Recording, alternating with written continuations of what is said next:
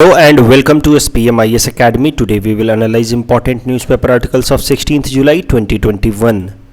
Please note you can download the PDF version of today's newspaper analysis by clicking the link given in the comment section. You can also download June 2021 magazine from our website spmisacademy.com. You can also join our WhatsApp group through the link given in the description section for more study materials. This is the list of the topics that we will be covering from today's newspaper, and the first article is taken from editorial segment. It talks about Amazon forest, and this topic is important from our syllabus paper 4 environment point of view. So Amazon forest के बारे में कुछ basic information देख लेते हैं. It is located in south America, और south America के अंदर भी अलग अलग कंट्रीज़ के ओवर ये स्प्रेडेड है, लेकिन सबसे ज़्यादा इसका एरिया ब्राज़ील के ऊपर पड़ता है. About 60% of Amazon forest is in Brazil. बाकी फिर Peru, Colombia, Venezuela, Ecuador, French Guiana, यहाँ पे गिनिया या बोलीविया, लेकिन जो मेजर पोर्शन है दैट इज़ अंडर ब्राज़ील. और इसका नाम अमेजन फॉरेस्ट इसलिए है क्योंकि इसके बीचों बीच से एक नदी गुजरती है जिसका नाम है अमेजन रिवर. अमेजन रिवर दुनिया की दूसरी सबसे लंबी नदी है as far as length is concern. दुनिया की सबसे लंबी नदी है नाइल रिवर ऑफ अफ्रीका. लेकिन अगर ओवरऑल वाटर डिस्चार्ज की बात की जाए तो अमेजन रिवर दुनिया की सबसे बड़ी नदी है. उसके अलावा अगर अमेजन फॉरेस्ट की बात की जाए तो it is largest evergreen rain forest on earth. तो इससे बड़ा एवरग्रीन फॉरेस्ट हमारे अर्थ पे है नहीं. इसकी area overall 60 lakh square kilometre है. और आपको तो पता है कि अगर ये ट्रॉपिकल रेन फॉरेस्ट है तो इसके लिए किस तरह के क्लाइमेटिक कंडीशंस होने चाहिए वो भी मैं रिवाइज़ करा देता हूँ. ट्रॉपिकल रेन फॉरेस्ट के लिए कन्वेक्शनल रेनफॉल होती है यहाँ पे, और लगभग हर एक दिन ही होती है आफ्टरनून के टाइम में. तो ट्रॉपिकल एरियाज़ में convectional rainfall is the major type of rainfall, and that too happens almost on daily basis, and that too in afternoon time. And annual rainfall is in excess of 250 centimetre. Temperature की अगर बात की जाए तो higher side पे ही रहता है. लगभग 22 से 34 डिग्रीज़ का एवरेज टेम्परेचर इज़ 27 डिग्रीज़. तो ये सब बेसिक ज्योग्राफी की बातें हैं. जो भी ट्रॉपिकल एरियाज़ का क्लाइमेटिक कंडीशन होगा वो अमेजन फॉरेस्ट में मिलेगा. टेम्परेचर रेंज काफ़ी कम होगा क्योंकि ये ट्रॉपिकल एरिया में लाई कर रहा है. लेकिन ये एरिया बायोडाइवर्सिटी वाइज बहुत रिच है. यहाँ पे लगभग 400 तरह के ट्राइबल लोग, 4000 तरह के plant species, 3000 fishes, 370 reptile species सब मिलते हैं. ये सब याद करने की ज़रूरत नहीं है, but just I am telling you to let you feel कि अमेजन एरिया में कितना सारा हाई बायोडाइवर्सिटी है.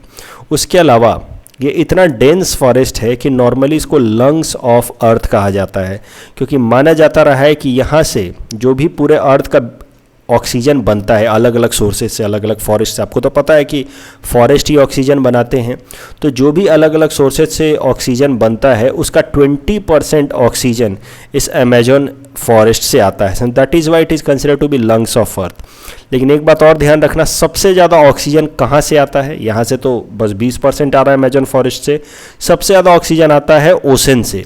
ओशन के अंदर जो फाइटोप्लैंक्टन्स होते हैं, छोटे छोटे मरीन प्लांट्स, वो फाइटोप्लैंक्टन्स ऑक्सीजन रिलीज करते हैं, and they are consider to be the 60% source of overall oxygen released in our earth atmosphere. तो phytoplanktons are in real sense the largest oxygen supplier in our earth atmosphere.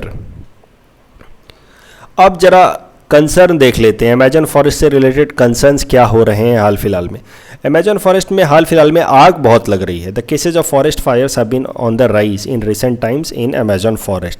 तो factors behind forest fires, सबसे जो basic factor है वो तो natural factor है. जो पहले से होता रहा है, वहाँ पर नेचुरल तरीके से फॉरेस्ट में आग लग जाती है. होता कैसा है कि जब भी तेज़ हवाएं चलती हैं तो फॉरेस्ट के जो ट्रीज़ हैं उनके ब्रांचेज आपस में टकराते हैं, और जब ब्रांचेज आपस में टकराते हैं तो स्पार्क निकलता है. उस स्पार्क के कारण कभी कभार आग लग जाती है. तो this is the natural process, और इससे तो फिर फॉरेस्ट को फ़ायदा भी होता है. इन जनरल होता क्या है कि फिर जो एसेस बनते हैं इस फॉरेस्ट फायर की मदद से वो सॉइल को रिच बनाते हैं, न्यूट्रिएंट रिच बनाते हैं. In general, but the natural factor has been always there. लेकिन हाल फिलहाल में forest fires have been on the rise mainly because of anthropogenic factors, human related factors. Shifting agriculture बहुत ज़्यादा प्रैक्टिस होने लगा है यहाँ पे इस एरिया में। शिफ्टिंग एग्रीकल्चर्स में आपको पता है कि ट्राइबल लोग क्या करते हैं, पहले फॉरेस्ट को काटते हैं या फिर जला देते हैं, फिर उस एरिया में एग्रीकल्चर प्रैक्टिस करते हैं 5 से 10 सालों तक, जब तक वहाँ की फर्टिलिटी ख़त्म ना हो जाए। फिर दूसरे एरिया में शिफ्ट हो जाते हैं, वहाँ के फॉरेस्ट को काटते हैं, वहाँ पे एग्रीकल्चर प्रैक्टिस करते हैं। तो इस तरह से धीरे धीरे शिफ्टिंग एग्रीकल्चर प्रैक्टिस करने के कारण ओवरऑल इस एरिया में फॉरेस्ट कम हो रहे हैं। और दूसरा, यहाँ के आग भी लग जाती है कई दफ़ा, क्योंकि शिफ्टिंग एग्रीकल्चर में जो ट्राइबल्स हैं वो फॉरेस्ट को क्लीन करने के लिए फायर लगाते हैं, और वो फायर फिर अनकंट्रोलेबल तरीके से आगे बढ़ जाता है, leading to extensive fire, forest fire. उसके अलावा policy factors of the current president of Brazil, Jair Bolsonaro, is under criticism. इनके जो नए प्रेसिडेंट हैं, लगभग 2 साल पहले आए, इनकी पॉलिसी जिस तरह की रही है काफ़ी अग्रेसिव रही है अगेंस्ट अमेजन। इनका मानना है कि अमेजन बेसिन को बचाए रखने की जिम्मेदारी सिर्फ ब्राज़ील की नहीं है, पूरे दुनिया की है। तो अगर दुनिया चाहती है कि अमेजन फॉरेस्ट बचा रहे तो ब्राज़ील को उनको इकोनॉमिकली सपोर्ट करना चाहिए, otherwise Brazil will keep on destroying Amazon forest in order to increase its industrial activities. और इंडस्ट्रियल एक्टिविटीज़ को बढ़ाने के चक्कर में उनके जो प्रेसिडेंट हैं जेयर बोल्सोनारो, उनकी पॉलिसीज़ इस तरह की हो गई है कि लगातार ये लोग अमेजन फॉरेस्ट को डिस्ट्रॉय किए जा रहे हैं in the name of industrial development. Current article भी इसी से रिलेटेड है। अब करंट आर्टिकल कह रहा है कि एक रिसर्च हुई है अमेजन फॉरेस्ट के ऊपर, और जिस तरह से वहाँ पे फॉरेस्ट फायर्स बढ़ रहे हैं पिछले हाल फिलहाल में, उसके बेसिस पे ये रिसर्च पेपर पब्लिश हुआ है इन अ रेप्यूटेड जर्नल जिसका नाम है नेचर, जिसमें अभी रिसर्च के हिसाब से बताया गया है कि अमेजन फॉरेस्ट अब ओवरऑल ऑक्सीजन सप्लाई नहीं करता। ओवरऑल की अगर बात की जाए तो overall it is a net supplier of carbon dioxide, क्योंकि कहीं कहीं पे फॉरेस्ट फायर्स चलते रह रहे हैं लगातार, बाकी सब जगह फॉरेस्ट है। तो फॉरेस्ट से जितना ऑक्सीजन आता है उससे कहीं ज़्यादा कार्बन डाइऑक्साइड ये रिलीज़ कर रहे हैं because of the frequent forest fires. तो इस कारण से इनको माना जा रहा है कि ये जितना CO2 यहाँ से रिलीज़ करते हैं उतना CO2 ये एब्जॉर्ब नहीं कर रहे हैं, क्योंकि प्लांट क्या करता है, ट्री क्या करता है, फॉरेस्ट क्या करता है, CO2 लेता है, ऑक्सीजन रिलीज करता है। तो अब ये जितना CO2 फॉरेस्ट फायर के कारण रिलीज हो रहा है उससे कम ही amount of CO2 they are able to capture. So इस हिसाब से the Amazon forest have become net supplier of CO2, that is the main cause of concern. Amazon forest in South America, largest tropical forest in the world, are now becoming the net source of carbon dioxide rather than absorbing carbon dioxide. उसके अलावा इसी तरह के cases south east Asia के भी कुछ tropical forest से निकल के आ रहे हैं, जैसे मलेशिया, थाईलैंड से भी। और इसके पीछे कारण क्या है? हाल फिलहाल में मास लेवल पे डिफॉरेस्टेशन, फॉरेस्ट की कटाई और frequent fires because of anthropogenic factors that is turning our this major forests of the earth into a net source of carbon dioxide rather than becoming an absorbent और a carbon sink. तो ये net source बनते जा रहे हैं। इस कारण से आप मान सकते हैं कि हमारे लिए एक मेजर कॉज ऑफ कंसर्न है। इस टॉपिक के बेसिस पे हमने आपको ये 2 प्रैक्टिस क्वेश्चन दे रखे हैं, प्रीलिम्स प्रैक्टिस क्वेश्चन। ये पहला क्वेश्चन को अटेम्प्ट करने के लिए ये दोनों बॉक्स में मैंने कुछ हिंट्स भी दे रखे हैं, इनके मदद से आप इस क्वेश्चन को अटेम्प्ट कर सकते हैं and then you can submit the answer in the comment section. Topic number 2 is from international segment. It is about 2+2 ministerial talks with Russia, and this topic is important from our syllabus paper 3 international relations point of view. So देखिए 2+2 dialogue platform होता क्या है। किसी भी देश, India normally इसने 2+2 dialogue platform हम follow करते हैं। तो हमारे देश के 2 मिनिस्टर्स, हमारे डिफेंस मिनिस्टर जो अभी राजनाथ सिंह हैं और हमारे एक्सटर्नल अफेयर्स मिनिस्टर जो अभी एस जयशंकर हैं, हमारे देश के 2 मिनिस्टर किसी दूसरे देश के 2 मिनिस्टर्स के साथ अगर मीटिंग करें, उन्हीं के डिफेंस मिनिस्टर और उनके एक्सटर्नल अफेयर्स मिनिस्टर से मीटिंग करें, तो इस मीटिंग प्लेटफॉर्म को कहा जाता है 2+2 डायलॉग प्लेटफॉर्म। और 2+2 dialogue platform India already establish कर चुका है with 3 countries, Australia, Japan and US। इसमें होता क्या है कि डिफेंस मिनिस्टर से डिफेंस मिनिस्टर मिलते हैं, एक्सटर्नल अफेयर्स मिनिस्टर से एक्सटर्नल अफेयर्स मिनिस्टर मिलते हैं और ओवरऑल डिफेंस एंड सिक्योरिटी की बातें यहाँ पे डिस्कस की जाती हैं। तो न्यूज़ काफ़ी सरल है। India already 2+2 dialogue platform Australia के साथ, जापान के साथ और यूएस के साथ इस्टेब्लिश कर चुका है। अब रसिया चौथा ऐसा देश होगा जिसके साथ हम लोग 2+2 मिनिस्टीरियल डायलॉग प्लेटफॉर्म इस्टेब्लिश करेंगे। So this 2+2 ministerial dialogue platform with Russia will be established before India's prime minister Narendra Modi will be meeting Russian president. तो इस साल के अंत में कहीं पे रशियन प्रेसिडेंट व्लादिमीर पुतिन से इंडिया के प्रधानमंत्री नरेंद्र मोदी जी की मुलाकात होने वाली है। उसके पहले प्लान ये किया गया है कि हमारे देश का 2+2 मिनिस्ट्रियल प्लेटफॉर्म मीटिंग होगी विथ रसिया। और ये जो 2+2 मिनिस्ट्रियल डायलॉग होगा, इसमें main focus will be situation in Afghanistan and how to deal with Taliban. कैसे इस्तेमाल करेंगे मेंस में, अगर आप कभी भी इंडिया रसिया पे सवाल आ जाए तो you must write that recently India and Russia have elevated their relationship by including 2+2 ministerial dialogue platform. उसके अलावा प्रीलिम्स में इस तरह का सवाल आपसे पूछा जा सकता है। So please attempt this question and you can submit the answer in the comment section. The next article is taken from economy segment. It is about bad bank. So much anticipated bad bank finally takes shape. This topic is important from our syllabus paper 4 Indian economy point of view. तो क्या है bad bank, वो भी ज़रा समझते हैं। पहले concept समझते हैं बैड बैंक का। तो इस फिगर की मदद से समझिए। देखिए, कई सारे हमारे देश के बैंक्स हैं, चाहे प्राइवेट सेक्टर बैंक हो या पब्लिक सेक्टर बैंक हो, जैसे एसबीआई। इसके ऊपर बहुत सारा एनपीए हुआ पड़ा है। मान लीजिए कि एसबीआई के ऊपर 100 करोड़ का एनपीए है। एनपीए का मतलब ये लोग जिन्होंने लोन ले रखा है एसबीआई से और ना अब इस पर इंटरेस्ट चुका रहे हैं, ना ही प्रिंसिपल अमाउंट चुका रहे हैं, मतलब डिफ़ॉल्ट कर दिया इन्होंने लोन पे। That loan is categorised as NPA. उसकी अपनी टेक्निकल डेफिनेशन होती है कि 90 दिनों से अगर ज़्यादा हो गया, इंटरेस्ट अमाउंट ना आए हुए, तो उसको एनपीए क्लासीफाई किया जाता है। वो तो आप जानते ही होंगे। तो हमारे देश के जितने भी बैंक्स हैं, चाहे पीएनबी हो, एसबीआई हो, all of them are struggling with high NPA. तो मान लीजिए कि स्टेट बैंक ऑफ इंडिया पे 100 करोड़ का एनपीए है, पीएनबी पे 60 करोड़ का एनपीए है। इन लोगों ने पीएनबी से लोन ले रखा था, अब चुका नहीं रहे हैं।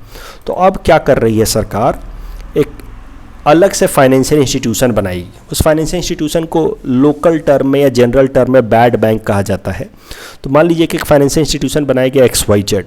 अब ये XYZ क्या करेगा कि ये लोन जो स्टेट बैंक ऑफ इंडिया ने दे रखा था तमाम लोगों को 100 करोड़ में, वो लोन ये XYZ बैंक खरीद लेगा स्टेट बैंक ऑफ इंडिया से एट ए डिस्काउंटेड प्राइस। मान लीजिए कि इसने 100 करोड़ इन लोगों को दे रखा था। अब 100 करोड़ तो मिलने वाला है नहीं, ना इंटरेस्ट मिल रहा है, ना प्रिंसिपल अमाउंट मिल रहा है। तो ये लोन इसको बेच देगा XYZ को 80 करोड़ में। इसके बदले में XYZ इसको 80 करोड़ दे देगा। इससे होगा क्या कि अब स्टेट बैंक ऑफ इंडिया को 80 करोड़ तो कम से कम मिल गए, अदरवाइज तो इसमें से कुछ भी नहीं मिल रहा था 100 करोड़ में से इन लोगों से। अब 80 करोड़ लेकर के ये XYZ क्या करेगा कि अब इन लोगों का जो लेंडर होगा that will not be SBI, अब इन लोगों का लेंडर माना जाएगा XYZ। तो अब इन लोगों को पैसा चुकाना है इस बैंक को या इस फाइनेंशियल इंस्टीट्यूशन को, XYZ को।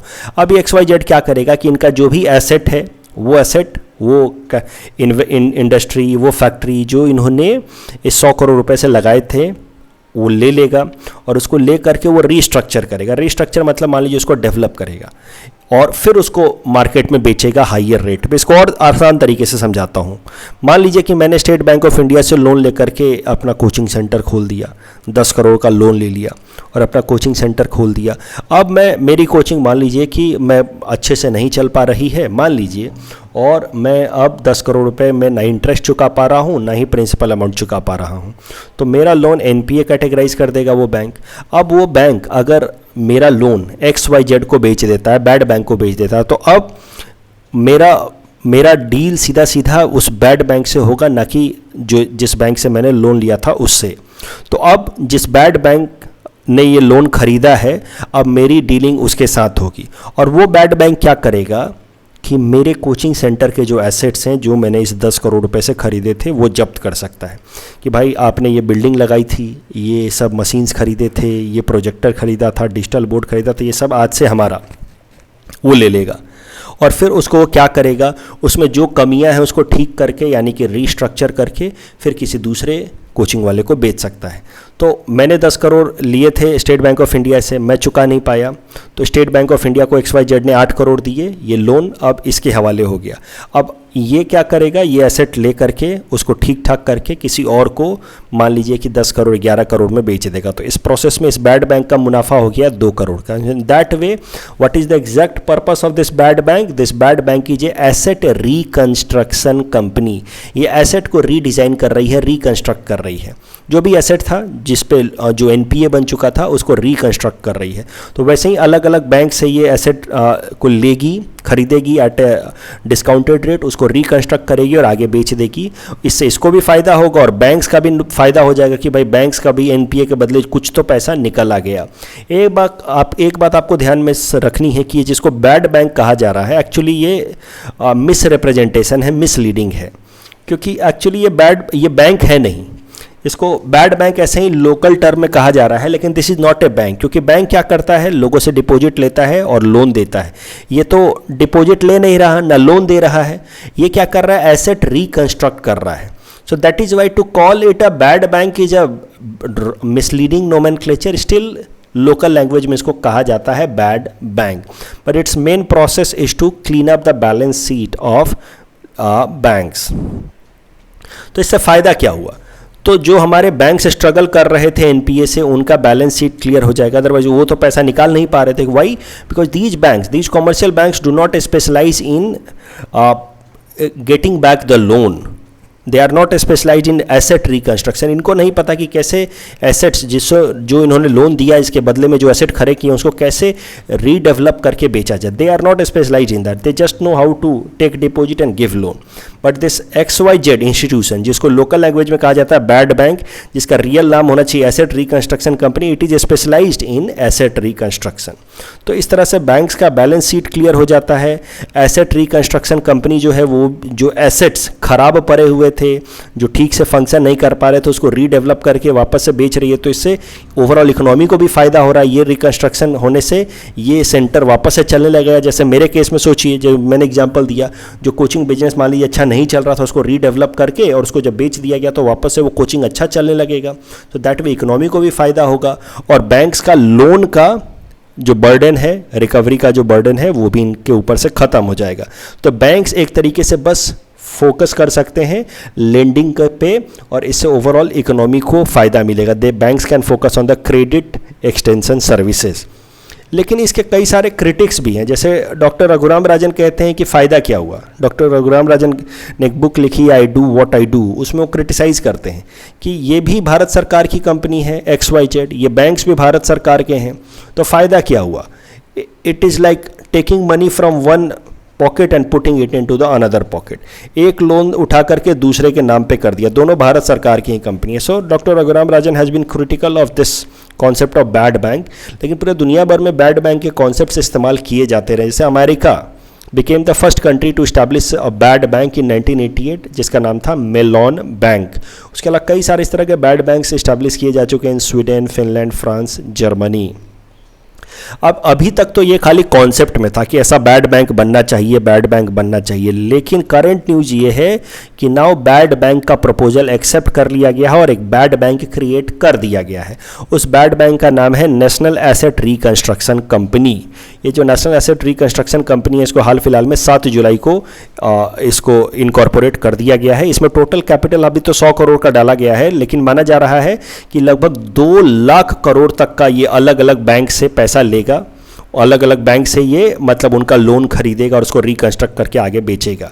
अभी जो एसेट रिकंस्ट्रक्शन कंपनी बनी है, इसको हमारे देश के 16 बैंक्स ने, 12 पब्लिक सेक्टर बैंक और 4 प्राइवेट सेक्टर बैंक्स ने मिल करके बनाया है इस कंपनी को, नेशनल एसेट रिकंस्ट्रक्शन कंपनी। इसमें सबसे ज़्यादा कॉन्ट्रीब्यूशन कैनरा बैंक ने दिया है, उसका कॉन्ट्रीब्यूशन है 12%। और इस जो नई एसेट रिकंस्ट्रक्शन कंपनी बनी है, जिसको लोकल लैंग्वेज में बैड बैंक कहा जा रहा है, इसके CEO होंगे Padam Kumar M. Nair. The next article is taken from Assam segment. It is about erosion of erosion as a natural disaster according to Finance Commission. This topic is important from our syllabus paper 6 assam issues point of view.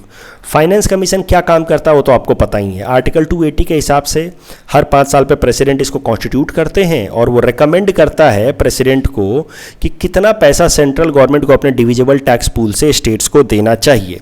तो vertical tax distribution formula देता है, ये तो जानते होंगे आप. इसके अलावा वो हॉरिजॉन्टल टैक्स डिस्ट्रीब्यूशन फार्मूला भी देता है कि स्टेट्स के बीच में वो पैसा किस तरह से बंटना चाहिए. तो ये तो आप जानते ही होंगे, इस पे ये आर्टिकल है नहीं. तो फाइनेंस कमीशन का पहला काम अंडर आर्टिकल 280 प्रेसिडेंट इसको कॉन्स्टिट्यूट करते हैं हर 5 साल पे और वो रिकमेंड करता है कि कितना पैसा वर्टिकल डिस्ट्रीब्यूशन होना चाहिए, यानी कि सेंटर से स्टेट्स को जाना चाहिए from the centre government divisible tax pool, और कितना पैसा स्टेट्स के बीच में आपस में बंटना चाहिए on the basis of the horizontal distribution tax horizontal distribution formula. लेकिन फाइनेंस कमीशन का इसके अलावा एक और काम है. Under article 275 finance commission gives ए स्टैट्यूटरी ग्रांट रिकमेंडेशन. तो स्टैट्यूटरी ग्रांट देखिए आर्टिकल 280 के हिसाब से क्या देता है finance commission, sharing of taxes between centre and state, कि कितना पैसा सेंटर और स्टेट के बीच में टैक्स का बंटना चाहिए. This is under article 280. उसके अलावा अंडर आर्टिकल 275 फाइनेंस कमीशन ये भी कहता है कि कुछ स्टेट्स को स्पेशल नीड्स हैं, उनके लिए कुछ स्पेशल ग्रांट दिया जाना चाहिए, जिसको कहा जाता है स्टैट्यूटरी ग्रांट. स्टैट्यूटरी ग्रांट दो तरीके के होते हैं, general grant given to the needy states. उसके अलावा specific grants given for the welfare of tribal population. जहाँ जहाँ पे ट्राइबल पॉपुलेशन है उन स्टेट्स को आर्टिकल 275 के हिसाब से स्पेसिफिक ग्रांट्स दिए जाते हैं. तो स्टूडेंट जरा ध्यान देना, आपको याद होगा कल मैंने Eklavya model of residential school पढ़ाया था अपने करंट अफेयर्स रिवीजन सेशन में. तो एकलव्य मॉडल रेजिडेंशियल स्कूल में मैंने आई होप आपको याद होगा बोला था आर्टिकल 275 सब क्लॉज 1 के अंतर्गत ये एकलव्य मॉडल के लिए पैसा आता है सेंट्रल गवर्नमेंट से स्टेट्स को, ताकि वो एकलव्य मॉडल स्कूल्स को डेवलप करें फॉर ट्राइबल पॉपुलेशन. तो ये वही वाला स्पेसिफिक ग्रांट है जिसकी मैं कल बात कर रहा था. आर्टिकल 275 सब क्लॉज 1 में पैसा आता है Eklavya model of residential school के लिए, वो वही ये वाला स्पेसिफिक ग्रांट है given under article 275 sub clause 1. तो आई होप अब आपको ये पिक्चर क्लियर हो रहा होगा कि कैसे Eklavya model of residential school के लिए पैसा आता है टू द ट्राइबल स्टेट, जहाँ पे भी ट्राइबल पॉपुलेशन ज़्यादा है. That is part of statutory grant. अब समझिए ये जो जनरल ग्रांट होता है ये नीडी स्टेट्स को दिया जाता है, जिन स्टेट्स की अलग अलग कारणों से ज़रूरत है. मान लीजिए कहीं पे फ्लड आ गया, कहीं पे कुछ हो गया, तो जिन या कोई बैकवर्ड स्टेट है तो उन नीडी स्टेट्स को ये जनरल ग्रांट दिया जाता है. तो this is an additional fund given by the central government to the needy states to tackle their natural calamities. अब करंट न्यूज़ ये है, करंट न्यूज़ ध्यान से सुनिए. बहुत टाइम से आसाम सरकार फाइनेंस कमीशन को या सेंट्रल गवर्नमेंट को रिक्वेस्ट कर रही थी कि सर हमारे यहाँ पे लैंड इरोजन का बड़ा प्रॉब्लम है. ब्रह्मपुत्रा नदी आती है, फास्ट तरीके से बहती है और आसपास के जो रिवराइन डिस्ट्रिक्ट्स हैं वहाँ का लैंड इरोड करके चली जाती है. अगर पिछले 70 सालों की बात की जाए, आज़ादी के बाद से ही अगर बात की जाए, तो लगभग जो हमारे यहाँ के 17 रिवराइन डिस्ट्रिक्ट्स हैं, मतलब वो डिस्ट्रिक्ट्स जो ब्रह्मपुत्रा नदी के किनारे हैं, उनका 7% लैंड लॉस हो चुका है because of erosion.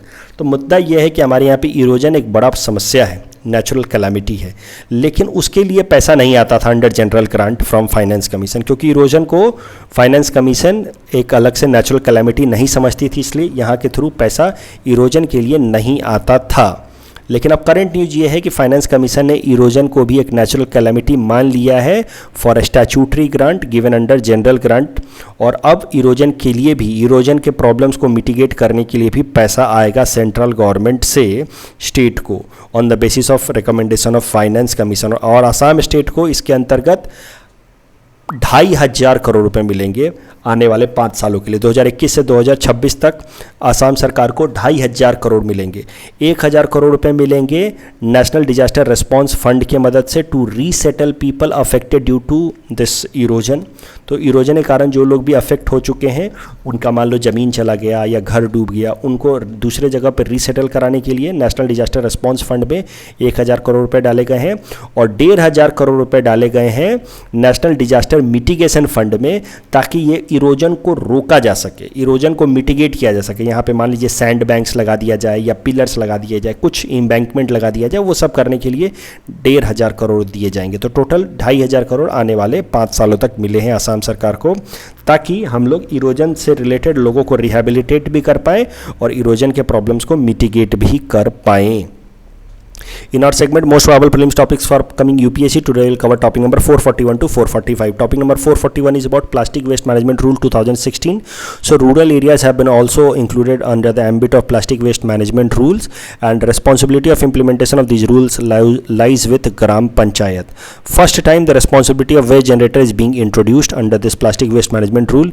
Individual and bulk generators like offices, commercial establishment, industries are to segregate the plastic waste at source, hand over the segregated waste and pay user fee as per by law of the local bodies.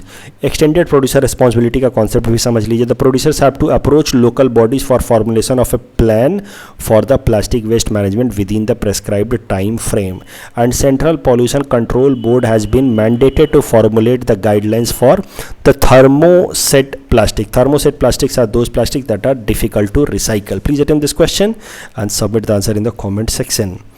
Topic number 442 is about sound pollution. So WHO has fixed 45 decibel as the safe noise level for a city.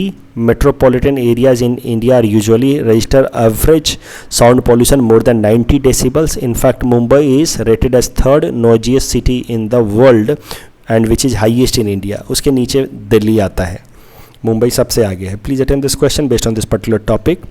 Topic number 443 is about bio remediation technique. Bio remediation technique मतलब micro organisms का इस्तेमाल करके किसी decomposable material को decompose करने को कहा जाता है बायो रेमेडिएशन टेक्निक. तो अलग अलग तरह के बायो रेमेडिएशन टेक्निक है. एक है bio venting, where the supply of air and nutrients through wells to contaminated soil to stimulate the growth of indigenous bacteria. It is used to decompose hydrocarbons and can be used where the contamination is deeper under the surface. Biosparging, injection of air under pressure below water table to increase groundwater oxygen concentration and enhance the rate of biological degradation of contaminants by naturally occurring bacteria. Bioaugmentation, microorganisms are imported to a contaminated site to enhance the degradation process. Please attempt this question based on this particular topic. Topic number 444 is about Chiru goat. Chiru goat or antelope is a Tibetan antelope which is categorized as near threatened in IUCN. This is the sole species of genus Panthelopes. It is endemic to Tibetan plateau which and inhabits open alpine and cold steppe environment. Please attempt this question based on this particular topic. Topic number 445 is about National Financial Reporting Authority. It has been constituted as a company under Companies Act of 2013. Its main functions are to recommend accounting and auditing policies and standards to be adopted by companies for approval by the central government, monitor and enforce compliance by auditing standards.